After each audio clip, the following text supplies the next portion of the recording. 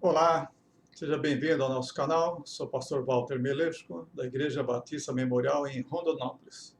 Se alguém não me viu antes, essa semana, tem uma mudança visual aqui.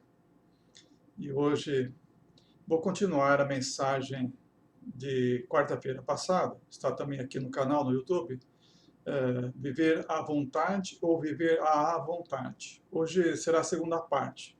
Mas deixa eu fazer uma rápida recapitulação do que nós vimos na semana passada, sobre viver à vontade, quer dizer, cada um fazendo a sua vontade ou fazendo a vontade de Deus. O texto bíblico base é Romanos 12, versículo 2, a parte final diz, para que experimenteis qual seja a boa, agradável e perfeita a vontade de Deus.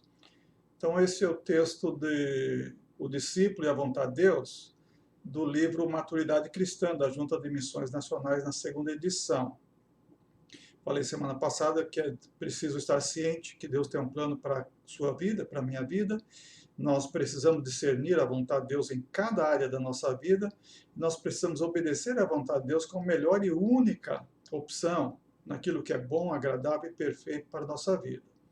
Estudando a Bíblia, vimos que Deus tem um plano especial para cada um de nós. Então, o discípulo sincero, o maior desejo que ele tem, o maior anseio, é conhecer a vontade de Deus e permanecer, custe o que custar. Então, falei semana passada sobre como entender, como escolher a vontade de Deus,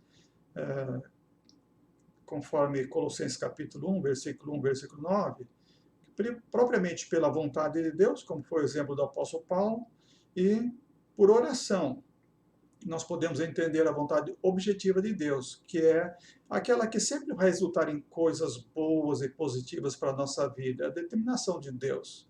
Mas quando acontece a vontade permissiva, Deus permite que cada um escolha, os resultados são de responsabilidade pessoal, naquilo que não foi bom, não foi agradável, não foi perfeito, porque nossas escolhas geralmente são falhas. Então, para entender a vontade de Deus, eu falei 4 coisas semana passada. Haja novo nascimento, precisa ter uma nova natureza espiritual. Haja percepção espiritual. É preciso que haja também uma vida pura e haja disposição de obediência, porque Deus só revela a sua vontade para as pessoas que querem, de fato, obedecer e andar nos seus caminhos e compreender e viver a tua vontade que é boa, agradável e perfeita. Hoje eu quero falar sobre os sinais, os indicadores seguros da vontade de Deus. Há 7 sinais, pelo menos, que nós podemos elencar aqui como sinais seguros, né, indicadores seguros da vontade de Deus. O primeiro deles é a própria palavra de Deus, a Bíblia Sagrada. Mateus 22, versículo 29, Jesus disse àqueles que o interrogavam, os saduceus, que não acreditavam na ressurreição, disse, errais não conhecendo as Escrituras nem o poder de Deus. Então, quem não conhece as Escrituras, não conhece o poder de Deus, geralmente erra. Porque um indicador seguro da vontade de Deus é a palavra de Deus. Mateus 22, 29 está falando sobre isso. Nós temos mandamentos, nós temos conselhos, nós temos promessas na palavra de Deus que devem ser conhecidos. E se forem observados, seguidos, à risca, orienta o discípulo para ser bem-sucedido em tudo quanto faz, como diz Salmo 1, no versículo 2, versículo 3. No 2 ele fala que medita na palavra de Deus. E o versículo 3 fala, porque medita, observa a palavra de Deus, tudo quanto ele faz, prospera. A palavra de Deus também indica claramente a vontade de Deus e dispensa qualquer consulta. Por exemplo, quando a Bíblia fala não adulterarás, não adianta perguntar se pode ter sexo fora de casamento, ou fazer sexo com outra pessoa que não seja o seu cônjuge. A Bíblia já diz, não adulterarás. Qualquer coisa fora disso é pecado, não está fazendo a vontade de Deus. Ou como mentira. Alguns falam, eu vou mentir, eu tenho que mentir. E Colossenses 3,9 diz, não mentais uns aos outros. Então a palavra de Deus diz claramente que mentira não é a vontade de Deus. E tem gente também que quer casar com alguém que não seja crente, fazer uma sociedade com quem não é crente. Também não adianta perguntar qual é a vontade de Deus. Já está escrito. 2 Coríntios 6,14 diz: não vos prendais a um jugo desigual com os incrédulos. Não se prender a eles. Não se colocar em um jugo desigual com os incrédulos. Não fazer uma sociedade com os incrédulos. Isso está claramente na palavra de Deus. Então, as Escrituras nos revelam a vontade de Deus em pontos específicos, com seus mandamentos, seus conselhos, suas promessas. O segundo indicador seguro da vontade de Deus é a oração. É o caminho da sensibilidade espiritual. Quem ora e está desenvolvendo intimidade e sensibilidade espiritual, conquista, através dessa comunhão íntima com Deus, uma conquista espiritual, sendo a sua vontade sempre subjugada à vontade de Deus nessa luta, assim como o exemplo de Jacó, que ocorreu não só a mudança do seu nome, que antes era um suplantador, alguém que não sabia perder, que sempre queria levar vantagem sobre os outros, para alguém que luta com Deus é vitorioso, é o nome de Israel. Então, até o seu caráter foi modificado. Em Gênesis capítulo 32, versículo 22 e 32, nós temos esse relato. Quando Jacó veio ao encontro de Esaú, ficou sabendo que Esaú vinha ao seu encontro com guerreiros, e ele teve medo, então ele começou a invocar o Senhor, e ele passou uma noite em oração, e ele disse: não te deixarei ir se não me abençoares. Naquela noite de oração, o nome dele foi trocado de Jacó para Israel. Então a oração foi o caminho da sensibilidade espiritual, da sua conquista espiritual. E houve uma mudança, não só de nome, mas houve uma mudança de caráter. Jacó nunca mais foi Jacó, se tornou Israel, aquele que luta e vence com Deus. O terceiro indicador seguro da vontade de Deus é a meditação cristã.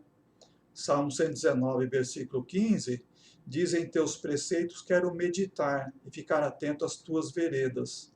Em situações em que a nossa mente se ocupa com a palavra de Deus, nos pensamentos, meditando nos seus textos preciosos, buscando extrair, procurando examinar demoradamente as lições preciosas, os significados da verdade eterna, e aplicamos isso no dia a dia do nosso viver, isso muda totalmente o rumo da nossa vida. Nós lemos que Isaac estava meditando ao campo, diz Gênesis 24, 63, quando chegou a sua amada, que Eliezer tinha ido buscar na terra dos seus familiares. E é como o Salmo 1, versículo 2 diz, que a satisfação do crente está na lei do Senhor e na sua lei medita dia e noite. Ou como o salmista no Salmo 119, versículo 148 diz: fica acordado nas vigílias da noite, a fim de refletir.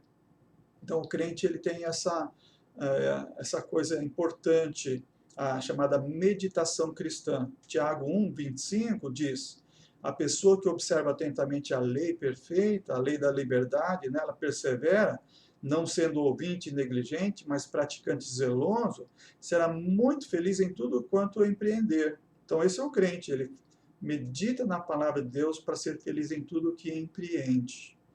Outro indicador seguro da vontade de Deus é o bom senso, é ter a mente de Cristo. 1 Coríntios 2,16 diz: quem conheceu a mente do Senhor para que possa instruí-lo? Mas nós temos a mente de Cristo, escreveu o apóstolo Paulo aos cristãos em Corinto. A nossa cabeça não foi feita só para estar aqui como um enfeite. Nós temos a mente.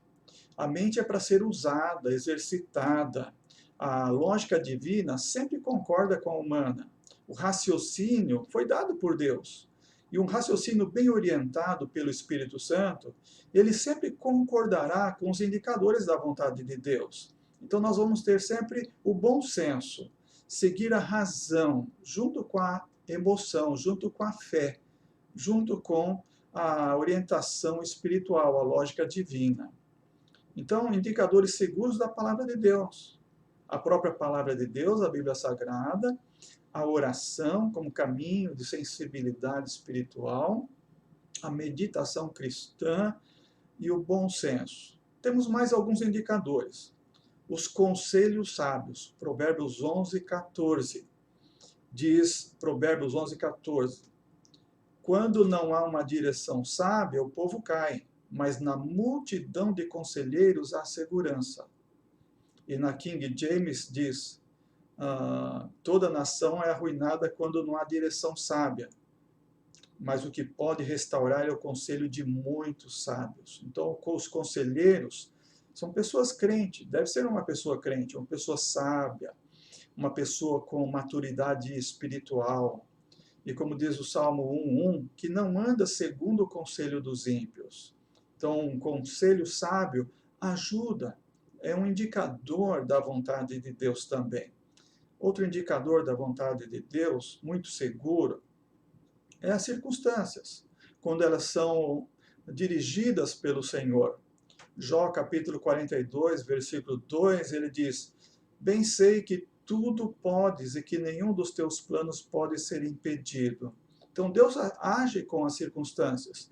Deus age através das circunstâncias. São portas que se abrem ou portas que se fecham, como sinal evidente do que é a vontade de Deus, que foi Deus que fez isso. E quando nós oramos e olhamos as circunstâncias e nós percebemos isso, nós temos confiança em Deus, que Ele está alterando as circunstâncias segundo a sua vontade para concretizar nossa vida, aquilo que é bom, agradável e perfeito. E nós devemos agradecer por isso. Nós devemos agradecer ao Senhor e louvar o Senhor, porque Ele está movendo as circunstâncias para nos abençoar. Então devemos prestar atenção. E mais um indicador seguro da vontade de Deus são os sinais específicos. Mas este indicador só deve ser usado quando todos os outros indicadores não propiciaram uma certeza convincente da vontade de Deus. Então ainda ficou uma dúvida. Então esse sinal deve ser buscado com sabedoria. E não deve ser nenhum sinal absurdo ou infantil. Deve ser uma coisa bem cristã. É um exemplo de Gideão. Gideão está no livro de Juízes, capítulo 6, quando Israel era dominado pelos midianitas, e o anjo do Senhor foi falar com Gideão que ele iria vencer os midianitas na guerra, que Deus iria entregar toda aquela multidão de midianitas às suas mãos.